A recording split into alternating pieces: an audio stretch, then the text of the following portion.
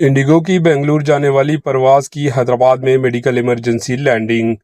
वाराणसी से बेंगलुरु जाने वाली इंडिगो की परवाज ने राजीव गांधी इंटरनेशनल एयरपोर्ट शमशाबाद पर हंगामी लैंडिंग की।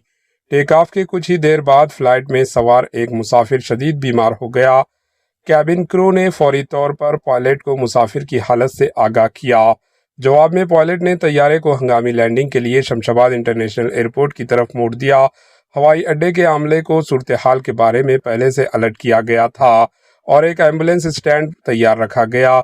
जैसे ही तैयारा उतरा, मुसाफिर को एयरपोर्ट पर अपोलो अस्पताल ले जाया गया। फौरी तिबी इमदाद के बावजूद मुसाफिर मुबैना तौर पर अस्पताल जाते हुए दम तोड़ गया।